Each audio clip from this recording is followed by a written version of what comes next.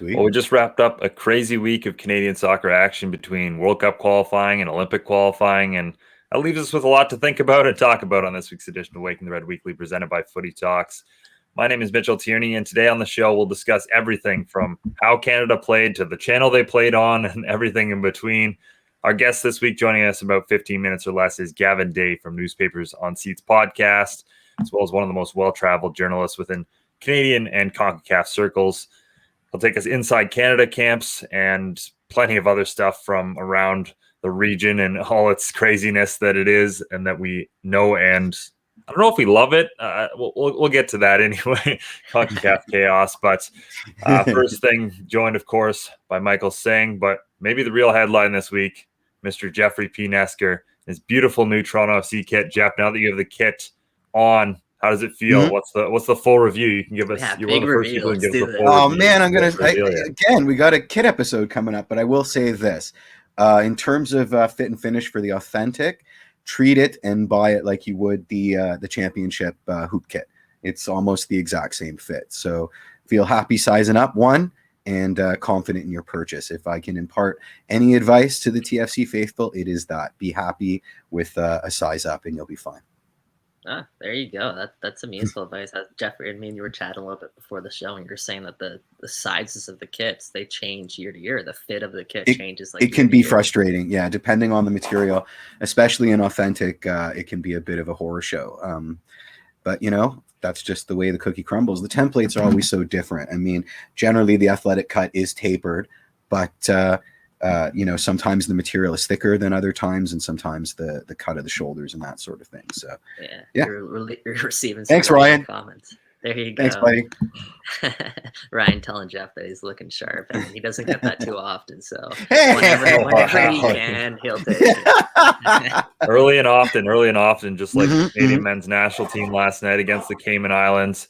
Big win in World Cup qualifying, record-setting win, 11-0. They also won 5-1 against Bermuda earlier on. Two pretty comprehensive wins. I think there was maybe one moment in the entirety of those 290 minutes that I was nervous, and that's when Borjan dropped a ball essentially into his own net, which wasn't great. But, I mean, look, I don't know how much you can take out of this other than good to get some new guys integrated, a bunch of first-time scorers, including Toronto FC's Richie Larea, and I guess essentially job done from the two games here. Yeah. More than that. Well, fair enough. At what point last night did you guys tune out and realize that this game was finished, over? Because for me, it was about midway through that second half where I was like, okay, this is getting really painful now. Usually this is Canada on the other side of these things, so it was sort of nice being on the the giving end of things, but that was almost a little bit tough to watch towards the end, wasn't it? Or is that just me? No, not at all. Nothing about that game was painful, Mike. I mean, you got to take your joy when you can get it, my friend, and that was about as joyous an occasion. Damn. They were like playing a house league side, man. Every time they went up the pitch, it would be a great scoring chance. And hey, like I said before, usually it's Canada on the other end of things, so it's a little bit nicer to be on that side. And I think it's also a testament to how good we've been saying this Canada team can be. And I think this is going to become more common, where when we do face these weaker sides, it will no longer be a CONCACAF match where, sometimes it's a little bit tighter than it should be. I think we're going to start seeing a lot more blowouts because Canada has the offensive firepower. And, it doesn't matter who was starting, who was on the pitch. They made 9 subs for this match. The depth of the squad is surreal. And, hey, that's a positive result for Canada. I'm with Jeff on this, though. Yeah, I enjoyed. Jeff and I were on a Zoom call during this, but I enjoyed anytime I can watch a Canadian men's national team match where it's 90 minutes and I have zero stress. I mean, that's a dream right there. And there was absolutely no stress yesterday. So I enjoyed that from minute 1 to minute 90. Yeah, I'm remiss to get into too much this because I have it on rather good authority that Mr. Gavin Day is going to come in and throw a wet blanket over all of our enthusiasm for beating Minnows. So maybe get it out right now. That was fabulous. It was absolutely fabulous. We felt like world beaters. Watching superstar soccer aficionado Alfonso Davies just absolutely clown an entire team was very, very satisfying. I think everybody got to display in the same way that I thought the Olympic team was a lesser entity due to the fact that everybody was trying to play hero and dribble through the entire Mexico side. We saw the opposite for this one. Everybody was playing hero and were showing off their best tricks. It was kind of like playing FIFA Street a little bit and just dominating. It was real nice. Since you brought up that Olympic team, Jeff, I have there's someone who tweeted at the Wake in the Red account. I'm sorry, I don't know the username right now, but he posted a question. Yes, since Canada sort of knew that they were going to go into these games and dominate these teams, why didn't they split up the squad so that some of their players, that stronger players, would be on the U23 team and some of their players would be on the World Cup team? Do you guys have an answer to any of that? I would suggest that it's pandemic shenanigans, just who was available, whose club team said yes, filling out the roster, maybe some internal drama between Biello and Herdman about who each of them get. Biello's not an assistant coach of no reputation. He has been a head coach before, so I would assume that egos come into play, and he's like, John, you can't leave me with a bunch of jobbers. I've got, even though the odds are stacked against us, I've got a reputation I need to uphold. So I feel like it was a dialogue between all respects. Absolutely. Yeah, look, they obviously super prioritize World Cup qualifying, and I think they're right for that. I mean, who knows if it comes down to goal difference? Shuttersworth, my good buddy Tagwa, bringing that up in the comments. And Canada certainly has that in spades from the first couple of games. That's for sure. But I mean, yeah, there's so many things to factor in here. One, Gavin's here, and because I'm playing producer today, maybe we should just bring him on early so that I'm not. Sorry, my Jeff, finger. hold on. Oh, sorry.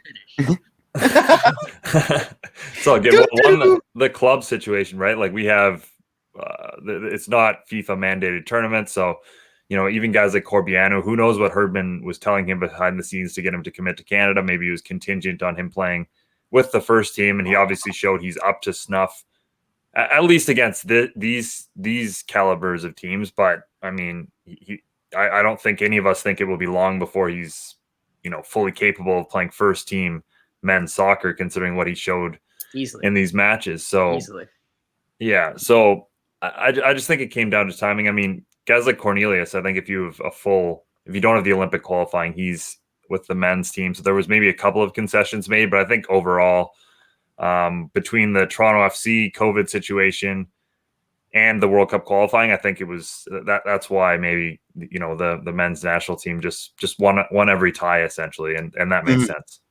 Yeah. I mean, also Cornelius got to wear the armband, so that must have been pretty attractive to him.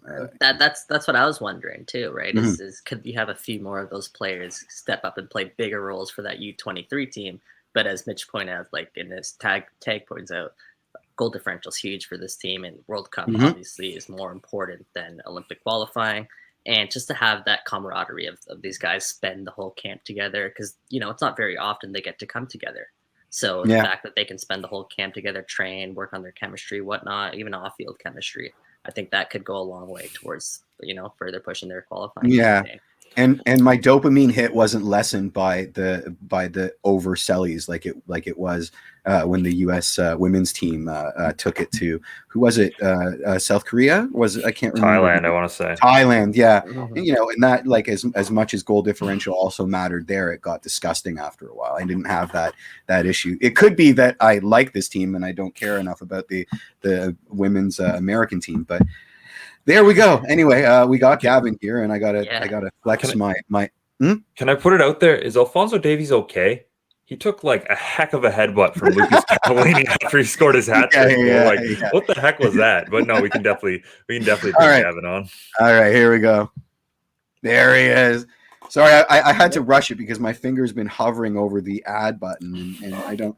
It's been a while since I've produced this thing while I've been in it. So, crisis Gavin, averted. thanks so much for joining us. Hey, thanks you. for having me. Always glad to chat. Yeah, it's been a while. How's everybody? Great, Gavin. Fantastic.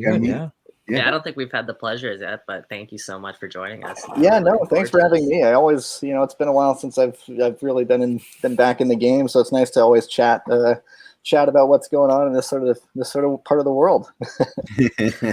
Yeah, joined by, of course, Gavin Day, host of Newspaper on Seats podcast, as well as all things CONCACAF and Canadian soccer. So much experience, and because I know we'll get here, Gavin, you always tell me, and it's a great point, don't get too high on this team until they win games down in Central America. That's really what it's going to come down to over the next couple of years. If they can do that, it's not going to get much easier for Canada than it is these past two games, is it? I mean, no crowds. They're playing in Florida. It's not particularly hot right now. It's about as easy as you can expect, isn't it? Yeah, I mean, you just hit the nail on the head there. It's always going to come down to road form against better teams. All due respect to the opponents they just played, but anything other than large wins would have been, a cause for concern. These were supposed to be the games where you're like in rookie mode in FIFA, running up the score, looking very good at the same time, but at the same time you're playing, Alphonso Davies, Bayern Munich against, a guy with Robin Hood FC. There's always going to be one outcome. All due respect to Robin Hood FC, but even when it comes down to it, Canada should do well at home. They get results at home. But until such a time that they can prove it, that they can go into Central America, even the Caribbean, the better sides there, in hostile territory, uneven playing surfaces, wonky preparations, fans and opponents throwing whatever they can at them, I'm not going to be convinced. So that's what it takes. Even Haiti, should it get that far in June, is going to be an interesting challenge. And that, that's going to be a big first test. And if they can come away with the result, looking far ahead in Haiti, looking good, then you'll start to think, okay, this is something. But it is the ultimate equalizer going away to those parts of the world. You look at what the U.S., they failed to do against Trinidad. So, it's looking ahead, but that is going to be the big decider. Yeah, you kind of touched on it there, Gavin. Who are some of those teams that you believe are Canada's biggest competitors in terms of cracking through? I still will say that San Pedro Sula, Honduras is the most intense atmosphere I've been in. Having done it, I mean, I've been there 4 times now, and twice were for youth tournaments when there wasn't much of an attendance. Twice were for the men's national team. And when it's 44,000 fans in the heat of the day, they're there for hours in advance, just getting into a frenzy. There's stuff outside, there's fans inside, and it's just nonstop in the run up to the game. It's bonkers. And, the players have walked in and fans are sort of right above them in the tunnel. I remember at halftime, and the last time they were there, Scott Arfield was getting into it with fans and they were shouting something at each other, and it was hilarious. But it is, I compare it to when they played it. I compare it to when they played at Azteca, and it just wasn't the same. And, it wasn't Azteca at its fullest, but that will remain the gold standard for me in terms of they know what to do. They declare it a national holiday. The back of the newspaper says the president of the country invites you to watch this with, they have these viewing parties. They have, they know how to do it, and fire code be damned. They cram into that stadium, and it's, to be on the field in that game, I can only imagine. But yeah, we're in the thick of it. So maybe we have this sort of, unique view where you're in the middle of this firestorm that's directed right at the field. Obviously there is a running track, so there is a bit of separation, but it's unique. And also in the fact that they always put it in the smack dab middle of the day when it's, 35 degrees in the shade, never mind the humidity. Take notes, Canada. Take notes. Yeah. So just let me set the scene. So were you standing on the field to cover this particular game, or did you No. get seats in somewhere? Yeah, there is a press row, but I mean, you're with any of these stadiums in Central America, the fans are right there, and they're all around you. They're sitting in the aisles. There's usually some sort of security with heavy automatic weaponry right nearby. But the day before the game, you get to be on the field and you get to sort of you look up and that's where you just imagine. I mean, the players can explain better that experience of being on the field in that kind of cauldron. But for us, we get there early. Just because if you're getting there closer to the game, you're trying to navigate through a maze of humanity that's just crammed in there. So you get there early, you stake out your spot. Fortunately, we've been there with a crew of other journalists before who's gotten there. And then you just hunker down and you get ready for hours. You enjoy the last few minutes of Wi-Fi before the signal's lost once the stadium is full. And you alert the desk that you're going to likely be filing not directly at full time because you just can't. Right. And then you wait. And then, first when the players walk out, the whistles are directed at them. Like they walk out for their sort of walk around before they get changed, before their warm up. And then that's when, the whistles start and all kinds of stuff is directed at them. I never noticed, there are the stories of stuff being thrown. I've never noticed anything, but, they're also far enough away that they're not going to be hit with anything. But it's just, you sit and you wait. You await the door, and it's just one of those surreal things where you have the time to get your bearings, and it throws you off just as much as the players because it's completely different. In North America, you're sitting up at the press box, everything is comfy, you likely get a meal. I got my pizza behind me. Yeah, exactly. And this, you're sort of halfway down. There's people right in front of you. There's the vendors in the stands where you can likely buy from.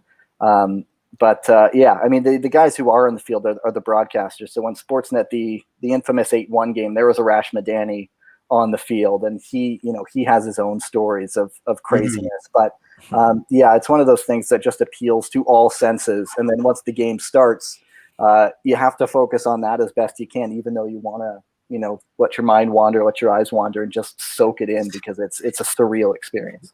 See, I imagine you miss all the bags being thrown because at that point is when your empty seats and your sight line disappears because you were lucky enough to have a 7'5" guy sit in front of you. Like every other concert and seated event I've ever been to that I arrive early at, I always win the lottery, so to speak. Yeah. Well, I mean, that's it. I mean, the stories that I've heard, there was one of the kit managers, I think from I think it was the 8-1 game. I sort of am lost in my timeline, as we have all lost this concept of time this last year. And he said this story when they were walking in, because there's a big tunnel where the bus drives in.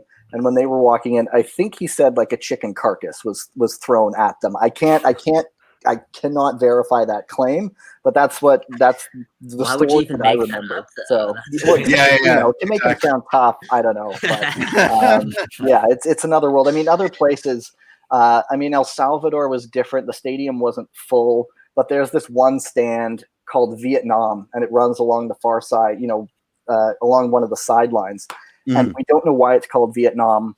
You try to asking, nobody is, but they're literally like, if you're smart, women don't go there because guys get, I'm not saying there's anything.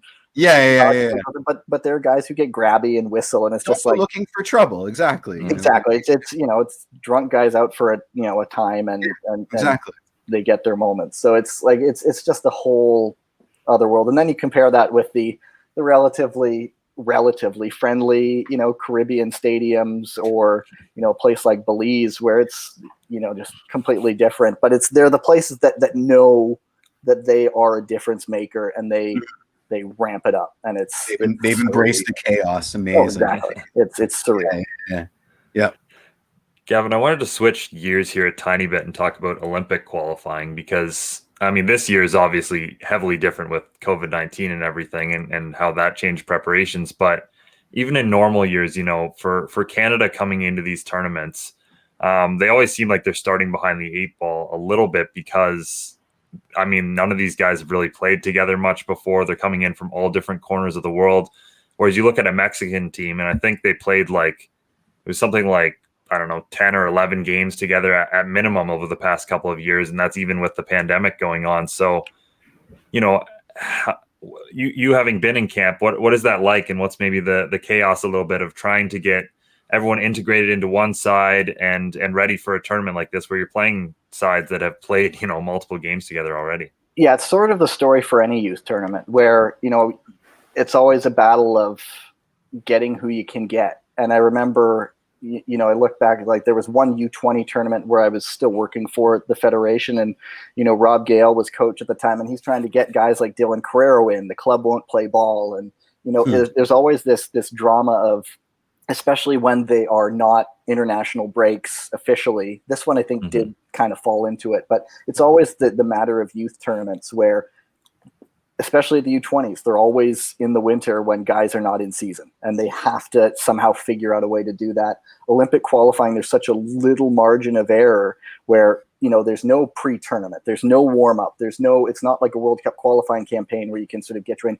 There's a couple of games, you have to be on it. And yeah, it's always so tough when you, like you said, they're up against teams who are in season and have the resources to, you know, prepare properly, especially, you know, again, with the pandemic where you're juggling quarantines and travel restrictions and, you know, and then clubs these days not necessarily wanting to play ball, risking their players going over abroad where they can come back with a virus or where they have to quarantine. So it's never ideal. And it's the reality of the situation where you can complain about it, or you can just sort of, you know, do the best you can. And you sort of, when they announced that squad, you know, of course there were big names who were eligible who were never going to play for it, and that's the reality. But you know, when Haiti sort of had their own drama pre-tournament where, you know, they had 10 guys and then the goalie runs in at halftime. Could have cost Canada. I've covered enough youth tournaments where there's always one of these teams that has some sort of travel odyssey, and it's usually where they're like, you know, their stuff gets sent to Martinique and they're trying to get and they connected like 3 times in random airports, and I think that comes down to the federation more than anything. And like it's the story of every youth tournament I've covered where there is this one team where it's like, yeah, we just got in yesterday, our stuff just showed up now, kind of thing.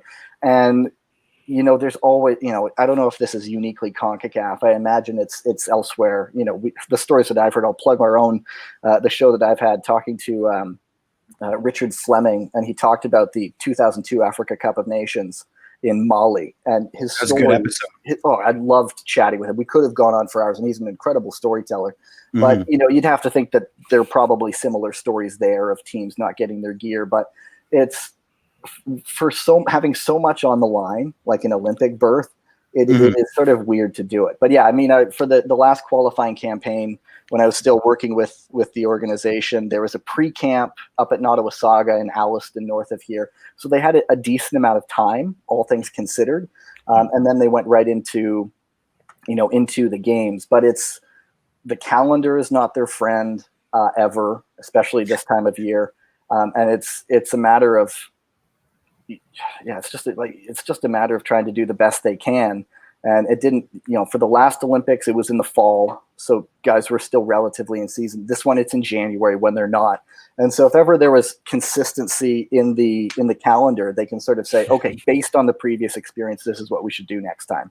And I'm just not sure what could have gone into it this time. Yeah. That's sort of my next question there, Gavin, is with the depth that we're seeing, you know, in Canada. You know, it's not just on the men's national team, and we can argue that probably wasn't their best Olympic team they put forward. But do you think that the men's national team or Canada Soccer should put more of an emphasis on that U23 team moving forward? Because, yeah, sorry, go ahead. Oh yeah, well, I mean, the thought that cropped into my head is when they had a January camp, and wasn't it a mix? There was a mix of both of them, and the thought that popped into my head was, all due respect to the opposition that the men's national team played in or against, you likely could have done less of a preparation. A January camp with an Olympic team focus is, I'm just sort of curious as to why that wasn't done, because you know the time was going to be limited with that Olympic team. You know they had to peak at the moment, at one moment. And so given that there was a little bit more wiggle room with the senior team, I'm not sure why they didn't do that January camp with an Olympic focus. That being said, I don't know how camps are put together. I don't know budgets. I don't know any of that, especially with a year of inactivity. I don't know where the budgetary constraints are, and that's always something to focus on. But I mean, it's always, given that it's the Olympic team for the longest time, it was always kind of, given that it's every 4 years, it's different from the every 2 years of the U17 and U20. So I know they focused on it from what I've sort of read and were, and understood, that the Olympics was a major priority. But and for, if it was up to me, I would have said, okay, let's get them together, January camp, Florida, Olympic focused, and drill into what they're going to be working on. Because again, you hear about there was the TFC COVID issue, players coming in and trying to learn on the fly. And so that's, if it's up to me, give them an extra camp, a couple weeks, opponents, so that they know come March what they're, a little bit better idea of what they're doing. I agree. Yeah. You've sort of answered my question already, but I'm going to ask it anyway. In your opinion, is this the deepest and strongest Canada pool ever, or is it just recency bias? And I'm pretty sure I already know what you're going to say. Well, attacking wise, yes. I mean, that's always been the issue, is goal scoring. I think defensively they might have been stronger in recent years, but that is sort of the main concern. We haven't, we saw them against the US last year where they leaked in a couple goals. Was that last year? No, it was 2019, wasn't it? Oh boy. What are years? So attacking wise, it's the most gifted ever. And so you sort of think about, you almost imagine pairing up some of the strong defenses that Canada's had in years past with the gifted attacking talent they have now. And man, what a team that would be. Yeah. But I'm not saying I'm not saying they're weak defensively. It's just, it sort of seems to have tipped a little bit more offensively. And that's where, going on the road is going to come into play, where, you're not going to get such easy goals, and then it's going to come down to defending. And, but yeah, I mean, you're gifted with goals these days, and it's, if you're loving attacking soccer on a Canadian team, you're sort of rubbing your eyes a second time and being like, oh, they put in a couple goals. That'll be interesting. Yeah, a couple. Gold Cup a couple. And they'll have the Gold Cup this summer, which, will land them 1 or 2 games where they should be able to put in a few again. And, but yeah, it's, but you sort of can't help shake but the feeling that, you'll lose the likes of Davies and David to an injury crisis, God forbid. And there are some more options, and, of course, not necessarily at their level, but certainly a step above what there has been in the past. Yeah, I agree with that. They're all playing for teams at least too. That yeah. I mean, that makes sense. No more unattached. I mean, you look back at how it's been previously, and just by the nature of the player pool, you're bringing in unattached FC, and you have no other choice. And I always remember when Colin Miller was interim coach, and it's like, what are you trying to get out of this national team camp? And it's like, well, it's a chance for guys to put themselves in the shop window and find a club. And it's just like, it's got to be the only national team in the world to be saying that. Of course, now with Canada having its own league, there are guys who have places to land, which is an absolute blessing to the program. But it's just sort of the weirdest time to be covering a program, and there are guys like, looking for a new team to play for, and hopefully this national team experience will do that. And it's just like, what is going on? We get 3 square meals, open bar, bed. But aren't you here for soccer? What's that all about? Yeah. You're up, Mike, if you got a question. For sure. And Gavin, before this, as I said, we haven't really crossed paths yet, so I did a little bit of digging, and I went on. And I've seen, man, you've done it all. The amount of places that you've worked for, you've covered soccer for, you've covered other things for, is incredible, quite honestly. And my question is, if you have any advice to a young journalist kind of break into the industry, what would it be? Just be there. Because when I moved here, I've been freelance largely for the most part since I've been in Toronto, and I moved here in 2011. And I'd freelanced before, largely for the Canadian Press. So I'll give all kinds of credit to Neil Davidson for giving me a shot back in the early days. And I was doing, some other sports as well. And then when I said, I'll do some soccer away, he was like, yeah, sure, we'll take some stuff. He's not the editor anymore, but when he was, he gave, the chances to. I'd worked for him for CP a couple times before that. And so they knew who I was. But I've largely been freelance since I moved to Toronto, with a couple chunks in between. I'm more in news these days. It's just where the chips have fallen, where I'm doing some radio news anchoring and some TV writing,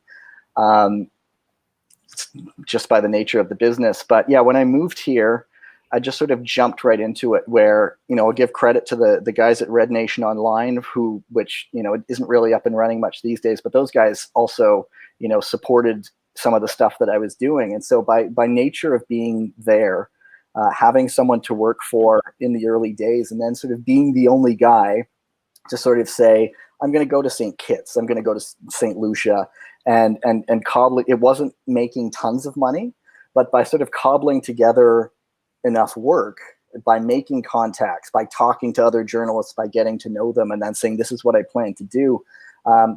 You put your work out there, and then other people notice it. And so then you have something to sort of say, this is what I've done. Mm-hmm. And when you make pitches, you sort of say, this is what I've done in the past, this is what I can do. And so by just continually practicing what you're doing, and also talking to people who are there, you bear yourself out there a little bit. And when budgets change and times change. And so sometimes you might lose contacts that you're working for, and then you readjust. And so it's a lot of working just to get the work.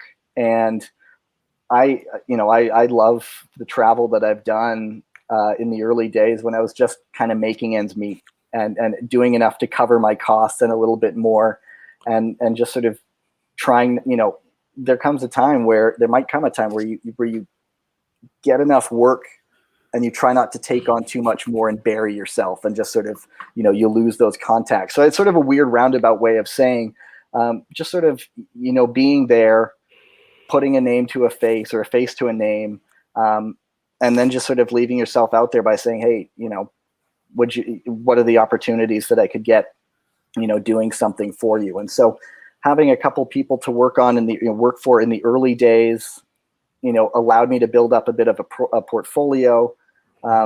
And then, sort of getting new contacts from the people I've met, and making pitches to them and saying, this is what I have done, this is what I can do. And then, there will be people who sort of say, yeah, let's give this a shot. And then it sort of rolls downhill from there. If you're willing to work hard, good things can happen. Yeah, and you mentioned like going to CONCACAF, like that was your sort of, and like there weren't many people who were willing to go down to St. Kitts, St. Lucia. And for any young journalists watching this, like the Canadian Premier League's a big market that still needs to be tackled a lot. Women's soccer is a great market that still needs to be tackled a lot. Mm-hmm. Like there are niches there that need to be filled. Find that niche and run with it. Try not to spread yourself a little bit too thin, because hey, there are many ways to get your foot in the door. Once you're in the door, then perhaps you can expand. So just building off what Gavin said, I think that's absolutely. Yeah, there's just, you find your niche. And yeah, like you said, nobody was doing the travel in the early days. And so I, go to a few people saying, this is what I can do. And then you also learn stuff like, how to travel on the cheap. And I've couch surfed before. I've slept in JFK Airport when I had an overnight layover. You learn a lot about yourself, and it's just, it's not stuff they really teach, and you sort of have to learn on the fly. But if you find something that you really enjoy, and you sort of drive that wedge in there to open the door a little bit, you'd be surprised at what opens up. Yeah. I mean, there's, in the freelance world, I've worked for, a lot of people, and there, I'll thank a lot of people who sort of said, yeah, let's give this guy a shot. And, you roll with it from there. It's not going to be a moneymaker, but you'll learn a lot about yourself, and then you'll have some pretty awesome experiences along the way. Exactly. Yeah. That segues really. Oh, sorry. Go ahead. It just segues into my next question, which was, in my travels, I found there are a lot of knock-on benefits to being Canadian when you face, admin issues or logistical problems, or just even casual conversations on the street. This is a roundabout way of plugging your excellent podcast because I really dig it.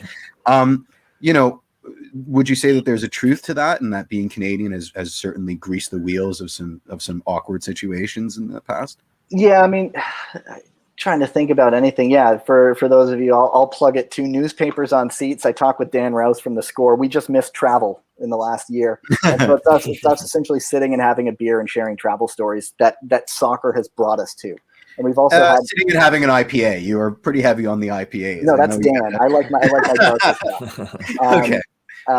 And yeah, and then we have other people who have, traveled to other places, and it just opens our minds to what's, where other places to go once we're allowed to get back out. But yeah, I mean, everybody likes a Canadian kind of thing. So it was just funny, like in Panama, again, another place where they're sitting right in front of us. And if you watch the Panamanian games, they're famous for their beer baths when they score. And so right before that 8-1 game, when Canada lost 2-0 in Panama the month before, I for the life of me, I swear people knew that we were back there and aimed it back at us. So the first goal, we were sort of caught off guard. The second goal, we were like, oh, here it comes, and we hide our laptop. Goggles on. Exactly. But then after the game, they come back, fans come back and shake our hands. And then they go, you Honduras. And they're, if you're just listening, they do the throat slap gesture. And we're like, we'll do the best we can. So it's just, yeah, I mean, people can't help but like us. And so even after games, during games is a whole other story where, fans in particular are, aware of everything. But then afterwards, everyone, it's hard not to like us. So, yeah, it's certainly an interesting experience, especially going abroad and being in a different environment. I'll never forget, people know, I kind of know automatically that we're approachable. When I was working for the CSA and we were in the Czech Republic for that friendly there, the one I think it was another 2-3-0 loss. Peter Cech was in goal for the Czechs, and Canada was it was in the doldrums at that point. They were in the 100 somethings in the rankings. Did Biro miss a penalty that game? They missed a penalty. They had a set piece that led to a shot on goal. Nice. It was actually a really nice set piece. The Czechs stole it and used it the next month against the Dutch, and we were all like, "Hey, that's ours." Anyway, because they had their moments, and one of these Czech journalists, he sort of leans over and casually, gives me an elbow, and he points to Canada's ranking, and I'm like, eh. And he's like he was like, this is a better than a 120 team kind of thing. Yeah, and yeah. You're casual enough to sort of be like, yeah.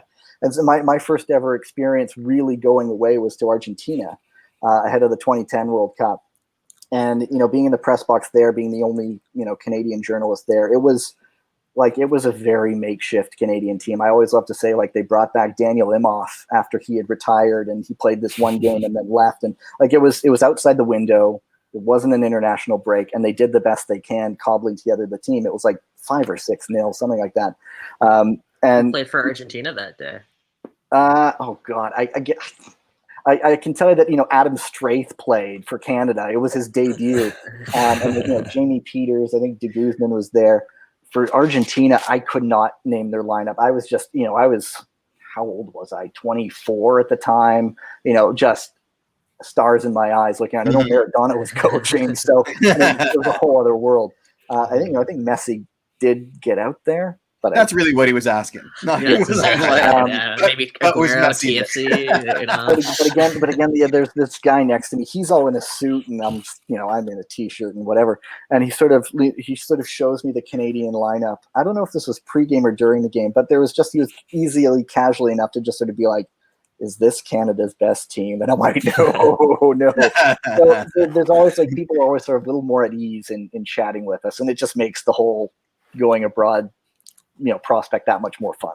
Mm-hmm. Yeah, exactly. Yeah. Before we let you go here, Gavin, I did want to ask one last question, which is about a recent debate on Canadian soccer Twitter surrounding where the national team games are played, that being One Soccer. I remember a time when Canada games were yourself calling them and filming on a camera, and those were great for all their own reasons. But what are your thoughts on kind of the debate as whether these games should be on bigger platforms, obviously it's not even a debate. I mean, these games are going to be played where they are. Mhm. And your thoughts on, I guess, One Soccer in general and the opportunity they provided the national teams? That's the name of the game these days. Is there's streaming services for everything. I mean, I love watching the Tour de France. It's not on TV anymore. I have to subscribe to a streaming service for it, and I'm and I'm happy to do it. If the team's winning, if they get to that last round and are playing the likes of US and Mexico, do not be surprised if they sub-license to a major network. It's just the audience has to be there. TV is a business, and your TSNs, your sports nets, they run the show, and they want to put on content that's going to get the most audience. And right now, Canada playing the Cayman Islands is not going to attract a lot of viewers. And so, all credit to the likes of One Soccer for existing. That's just the way it is. Because, well, I mean, yeah, again, you point to the last qualifying cycle. It started with Mad Bull and Maestro in Belize, essentially. Sorry. Before that, there was me and a camera in Dominica, straddling, a couple rows in front of the real press box because I was kicked out because the radio guys needed it. And there's me doing this and holding a microphone. That's how it started 4 years ago. And, humble brag, I'd like to think that because of that, they need to stream all their friendlies now. But you got a full-on broadcast of a World Cup qualifier. It cost you a couple bucks. Suck it up. That's the way it is. And we always say, why doesn't this get more coverage? Why doesn't this get more coverage? Every national sport organization in Canada would love to have their product on TV, but it doesn't attract the eyeballs outside of World Cup and Olympics. And I'm a huge volleyball guy, but you're likely just going to stream it online. We had an Olympic qualifier last year that I did the commentary for before the pandemic hit, and it was all streamed online, and it was riveting stuff. So yeah, it's just the name of the game. And you look at, why isn't there more coverage of the Canadian women's team? Why isn't there more coverage of this? People have to read it. People have to watch it, and then it'll drive the odds. It's just the nature of business. And, provided this team keeps moving on, if, there was a lot of goodwill built up that year they lost 8-1. From what I heard, it was attracting huge audiences to Sportsnet. 8-1 happens, and then the momentum. Everybody gets snake bitten. Yeah. If they qualify for a World Cup, there's going to be an audience for a while. Very well there put. You go. Yeah, thank you. Thanks so much for joining us today, Gavin. It's been much appreciated. I'd like to chat about this again. No, absolutely. We'll have you back. Thank you so much. We appreciated all the stories, and we'll speak to you soon. Sounds good. Yeah, thanks, Gavin. Well, yeah, I think we should pick up the discussion from there on the whole One Soccer thing. So I think there's plenty more points to be made, especially since we found out at halftime of yesterday's game that the CONCACAF Champions League games will be played on One Soccer as well. So if you haven't subscribed already, there's another reason for you to do so. Jeff, you look like you have a point. I have Steven Sandor expressed it pretty eloquently, so I'm just going to read a little bit of a thread he posted on the 28th. And I'm paraphrasing, but they're not willing to pay for it. This goes back to an argument I used to hear from advertisers when I ran the 11/plastic pitch. What is the point of advertising to people not willing to pay for something? There's no point in marketing anything to people who refuse to pay for stuff. Demographics. Goes on. Imagine being a shoe manufacturer and you're told that there's a chance to market $200 shoes, except that the audience has a tendency to say, I'd watch this event even if I didn't have to pay for it. And then your marketing firm looks further and notices, wow, this group shares a lot of pirate streams online. And then you recognize that they celebrate not paying for stuff. Sponsorship is about selling stuff to the audience. Economics 101 takes over. What even better is that said people in the CanSoc community will actually tweet and ask the broadcasters who try to make their living in the business why the game isn't free. It's basically telling people to their faces that they don't deserve a job. And I agree wholeheartedly with that. Yeah, that's some great points there by Steve. The one thing I just really wanted to emphasize is the blame should not be on One Soccer. I know a lot of people are like, One Soccer, why are we having to pay for you? Guys, One Soccer is the one that's picking everybody else up. One Soccer is the one who stepped in when nobody else would. So if you want to point your anger, your frustration, whatever it is, your disappointment towards people, it should be the major media companies like TSN, Sportsnet, because whatever 2-3 years ago when all of this went down, when all these broadcast rights still went down and Media Pro stepped in for One Soccer, TSN and Sportsnet had the opportunity to see what was in front of them, to see what was on the horizon in terms of the growth of Canada soccer in this country. And you know what? They decided not to step up to the plate at that time, and therefore One Soccer swooped in, and they've been providing some excellent pregame coverage, excellent postgame coverage, excellent even during the broadcast. I honestly think that their pregame coverage has been better than Toronto FC's pregame coverage for TSN. So if you're complaining about paying a few bucks for content, I mean, these are the guys you should be supporting. You know, cut down your cable TV subscriptions if that's the case. It's like one Starbucks coffee. Yeah, well, that's the other thing. I mean, this supposition that it's free on TSN or Sportsnet, it isn't. You're paying for cable, like just because you've been doing it for decades, and it's like the gym membership. You know, well, now One Soccer is kind of the gym membership. So, you know, it adapt or die. Honestly, like if it was $400,000 a second, then I would understand the reluctance to pay for it. But we're not talking about, billions upon billions of dollars. So I think that. The argument is a little nuts. That's just me. Yeah, I think that's where a lot of people's frustrations stem from. It's the few extra bucks, but you have to pull back the curtain and realize that, as Will Dunn's saying, yeah, we need to thank our lucky stars that One Soccer even exists right now.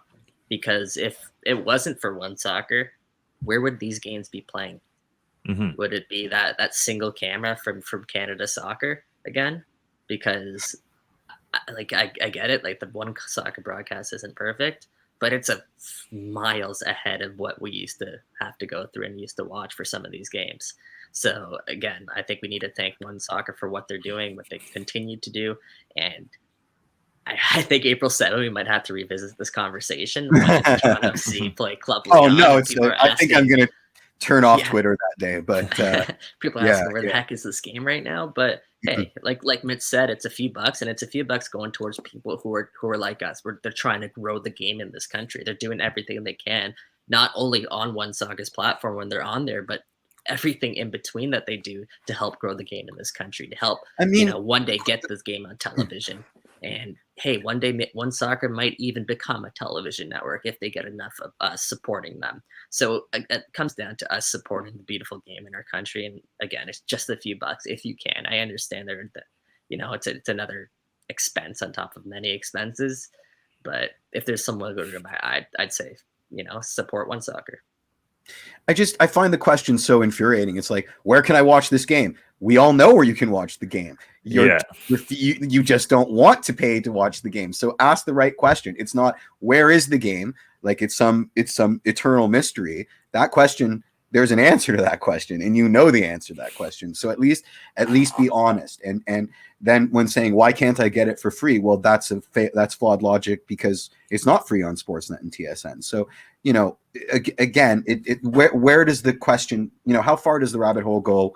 Uh-huh. Is there an answer that satisfies? And if there isn't, why are we just sitting around yelling at each other? And that's I think that's where we're coming a little bit. But I said.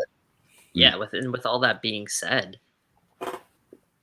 yes, we want the games on TV. Like it's a tragedy that Alphonso Davies, who is a global icon worth millions, worth more than probably any athlete in North America, we're not providing him coverage on TV, let alone the hundreds, even if you call it, kids that are coming through that are going to be sort of similar to that level. We can talk about Theo Corbeanu and what he's doing with Wolverhampton. Like, we need to get eyes on this Canada Soccer team. Casual viewers who are, scrolling through their television, they see Canada Soccer on. Hey, people are talking about this. Let me see what this is all about. And then you see them defeat a team 11-0. Like, okay, this hype is real. Let's get excited. How are they going to do their next World Cup match? The casual we're going to be missing out on. But with that being said, all of us diehards here who do support, the game, let's support One Soccer again. Yeah, look at this recency bias. Ryan here is saying, when they have Hume on, you get the kind of spicy language you'd never hear on TSN. That's worth a few bucks on its own. I'll see your Hume, and I'll raise you Alejandro Pozuelo on the field with the Jack for spicy language. That's fair. Yeah. What did Will Dunn say? He said, once we get to the point where people are cheering for Canada in the World Cup versus other countries, oh my God, or their ancestors are originally from, this will be the state of coverage of our national team. Right now, the ratings just aren't there. Well, I mean, it's a chicken or egg situation, right? Like the ratings will never be there if there's a metric that, TSN or Sportsnet needs to achieve in order to buy in right now because of the way that it works. So, everything's being disrupted. Uber's destroyed taxi cabs, Airbnb's destroyed hotels. There's disruptions all across media and finance and business and games stocks or what, stonks or whatever. So, we're just living through a sea change in almost all aspects of how we conduct ourselves. So the goalposts have to change. The content is there. It's behind a paywall, but how long are we going to rage against that, and before we just realize that that's the world we live in right now and adapt or die? Yeah, I think it's also some kind of recency bias as well, because let's not forget, like Gavin mentioned, like the single camera feed was actually a massive improvement over when I started watching the Canadian men's national team. You were only going to get to watch Canada if they're playing in a Gold Cup or a later round World Cup qualifiers. Otherwise, you had to hope that the local broadcaster in San Lucia or whatever would be picking it up. I remember listening to radio feeds of games. It used to be a whole ordeal to even find a feed. Now it's super easy. You know where it's going to be. They're going to have a dedicated show built around these games. To me, that's what grows the game is having those conversations and having and giving these games what they deserve in terms of treatment versus very well potentially just having a game simulcast on TSN or Sportsnet. And obviously eventually we want to get to a point where it's that dedicated feed on TSN or Sportsnet, but right now I think we're in not a bad position. I think that all this hand wringing and such is it just doesn't make sense to me, considering where Canada Soccer's come from in their recent past, and obviously we know where they're going. We hope they get there, but at the moment I think they're in a good spot. I also don't buy that the ratings just aren't there for TSN or Sportsnet to provide live coverage. If you see some of the stuff that TSN Sportsnet show on, you're telling me Canada Soccer is not going to have more views than that. Also, TSN Sportsnet have 4 or 5 channels. I mean, I'm sure they can, squeeze out one channel to provide coverage for this game. I think perhaps at the time when they made the media deal, it was short-sighted and they didn't see what was ahead of them. And, at the time, it might have not have been the greatest time for ratings. But I think TSN Sportsnet are sort of kicking themselves right now that they don't have some of these games. Because, we're in it, so it's a little bit biased of us. But I still think that people are super interested to see what's going on with Alphonso Davies playing on the Canadian national team. This is a global icon. How can this guy perform now when he comes back home and plays for Canada? It's a measuring stick for a lot of people who, even the casual viewer who hear a lot about Alphonso Davies but don't get to see him. Yep. It's for me it seems like, again, this is a play that worked out for TSN or Sportsnet long term. I think One Soccer swooped in and they're reaping the rewards right now, the benefits, and hey, fair play to them. Yeah, fair play to them. Absolutely. And I think TSN has the next 2 even World Cup rights as well, so there could be a point here where we see some of those One Soccer simulcasts just because they want to build up, some momentum for those properties. So don't be surprised if something like that happens, especially, as we said, if Canada can go deep and get to that octagonal and, be playing the United States and Mexico in big, important games. Obviously, that's what we're all hoping for. That's what we're all moving towards. So hopefully we can get there at some point soon. But let's move on to a little bit to talk about Olympic qualifying. I don't think there's too much more to touch on here, but I wanted to at least acknowledge it. And, Canada not qualifying for the Olympics, certainly a missed opportunity. I mean, we talked with Gavin at length about some of the things they went through and how, Canada's always at a bit of a disadvantage in these tournaments. But, even conversations with casual soccer fans,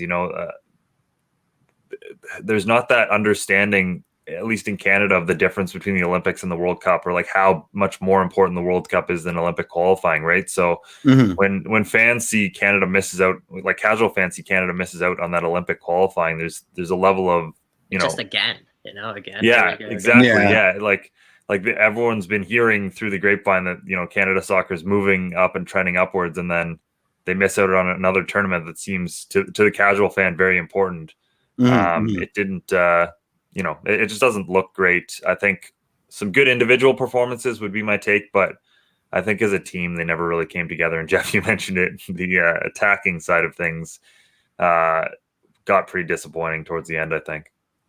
Yeah, everyone wanted to be a superstar, and they forgot. I mean, what was the play that we were all talking about endlessly? The one where Diaz was waiting for a ball back and then just like lost it because what was it? He like fed a through ball to. I don't remember the play, but I do remember. It was Brem. Yeah, Brem tried to take on four guys instead of just squaring it back to Diaz. Diaz had beat like 3 players. So yeah, and I think that's too much of that. That's very much a microcosm of what I found wrong. I thought they were great the first game out, but I take a lot more positive out of that than negative. We were able to hang with Mexico for a decent part of that game, regardless of our faults, and that's the positive that I take out of that. I was expecting an 11-0 the other way around. So, you know, the fact that it was close and the fact that we didn't embarrass ourselves out there, because if you look at the quality gap, if you look at the budgetary gap, I don't remember the figures, but they were throwing out some numbers on One Soccer in the pregame show that made all the hairs on the back of my neck stand out. Like just the amount of professional minutes on the Mexican under 23s versus the amount of professional minutes in total on the Canadian U23s was a staggering amount of difference. So, you know, and the levels those come at too. Yeah, that's probably a realistic take. But for me, man, I see there's no reason why Canada cannot qualify in that tournament. I think that if they could have beat Honduras, I mean, could they have put out a stronger squad, like bring in a stronger squad potentially?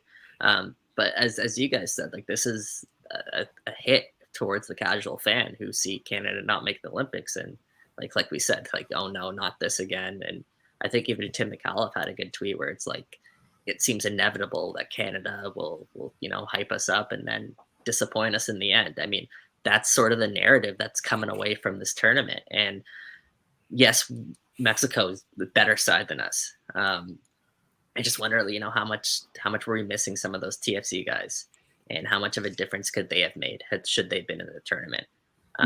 And if we look back to that Honduras match where they drew 1-1, could they have beat that Honduras team? I think if Canada's taken this tournament a little bit more seriously, if they have a little bit more in that squad, I think they beat Honduras's U23 team for sure. And that Mexico game, fair play to Mexico. Even if Canada had some of the TFC guys had some better players, like it would have been a tight game, but it would have given Canada a better shot at advancing through this tournament. It just feels like it's a tournament they didn't take as seriously as I personally wanted them to, because it is sort of baby steps here in Canada soccer. We haven't qualified for the Olympics in 37 years. Let's take that first step. Let's get that huge milestone, because that would draw so much more interest, so many more viewers. And again, we have to wait 4 years for that to happen. Alfonso Davies will be 24 when that happens, for example. Like they're players who are missing that opportunity to come in and fair be point. Stars for this U23 team. So for me, the bar has to be held higher by the CSA. I expect more out of Canada soccer moving forward, and that's just the standard that I really believe in this team and the players in this country, because when you talk to them, there's a real belief that they could do better. Yeah, I think that's maybe the prevailing thought coming out of this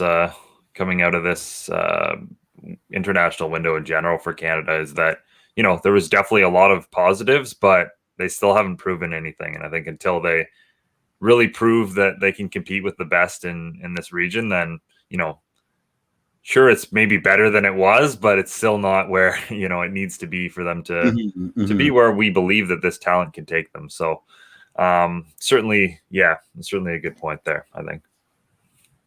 Definitely. Let's move on. Let's talk some quickly. I know it's a longer show, but let's get some TFC in here, because we know we TFC talk. TFC diehards in here, and we appreciate. We don't want to get any copyright problems there, Jeff. Yeah, so I guess the first bit of TFC news that broke this week was Bore, and it looks like he'll be heading down to Brazil. Wah, So wah. yeah, what did you guys make of that sort of news, and how do you feel about it? I'm fine. I don't know Roll if we've the ever young talked more about a player who didn't end up playing for Toronto FC than we did about Bore. I think just the way this offseason went and the fact that there was such a shortage of rumors other than this one, which kept cropping up. Like, yeah, Juan I mean, Agudelo.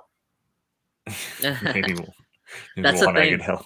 That's the thing. Yeah. That's a good point, Mitch. Like TFC's front office has been on record saying that they're not going to comment on the rumors or anything like that. So yes, Bore was the only name. I think we had Alex come out here and he's like, why is Bore the only name that TFC's targeting? Guys, Bore is not the only name TFC's targeting. It's just the only one that's sort of leaked out and that we're talking about. TFC, they're doing their homework. And that they have, I'm sure, as we've heard in the past, they've come up with lists of like 30 players who are on their list of potential targets. Like TFC has an extensive list of players. They're doing their homework. And as Bill Manning said when he was on our show last week, they're going to take their time with this. They have, they have towards the end of the summer there, or end of the spring almost, towards June for that first transfer window, since it just got extended. So they have more time, and they also believe in their squad to get them there. So there's no need for them to rush anything. I think they're going to see how some of their young guns play out, how some of their forwards play out. How is Josie going to bounce back next season? How's Michael Bradley going to look playing higher up the field? A lot of these question marks with the squad with the new coach. So let's give TSC a little bit of a sample size, and then from there they can better address their needs. What exactly is it do they need? Do they need that Nico Lodero who can provide the final pass for some of their strikers? Do they need someone who will get on the end of the ball? There's different types of areas where TFC can address, but let's just wait so we get a sample size. I agree. I'm not worried. Yeah. Yvonne brought up an interesting point that kind of relates to Toronto FC and sorry, did I cut out there? Yeah, a little you're bit. good. Don't worry about it. Yeah, you're good. Okay.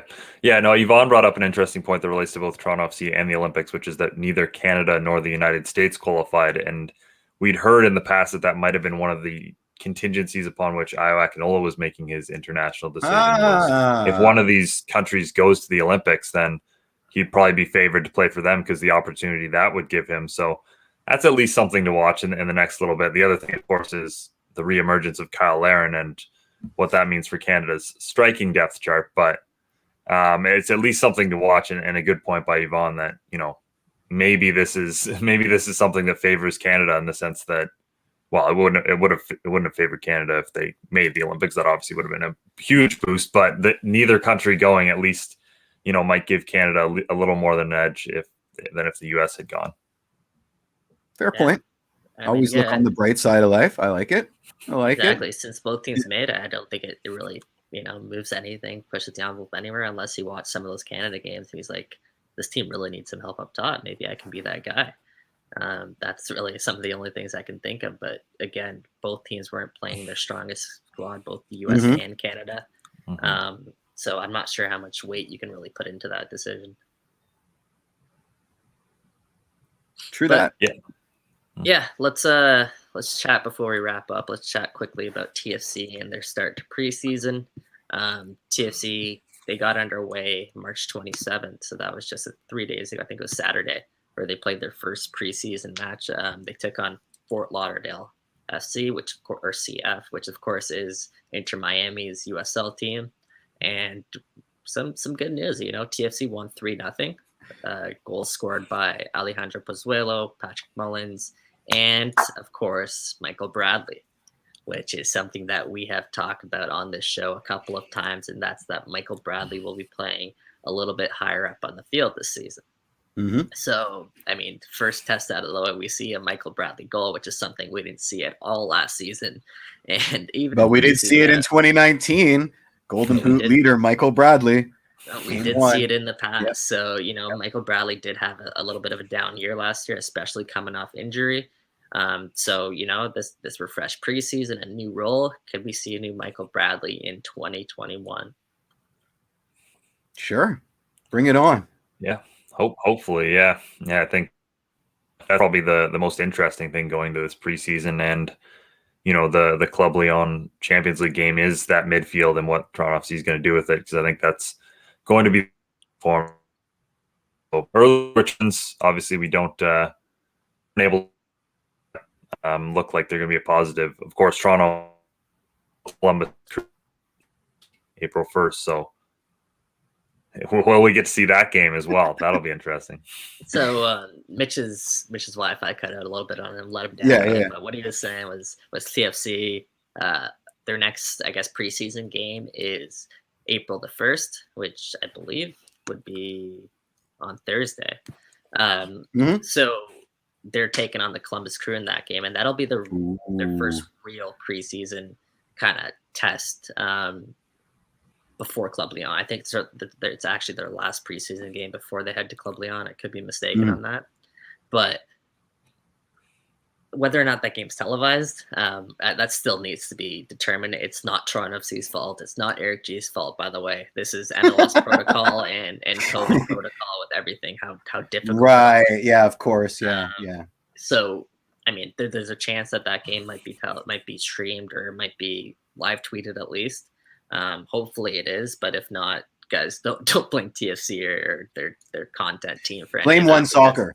It's out of their hands. Yeah, go after One Soccer for all that. That's funny. Yeah, got to bring it back. Yeah. It's called Runner. Yeah, indeed. If my Wi-Fi is good enough here, I wonder if this game even does get broadcast, from the sense I've mentioned it before. Does Toronto FC want tape out there before the Club Leon game? And I don't think they do. So I wonder if we don't see this game at all, just from that sense. It's a very good point, Mitch.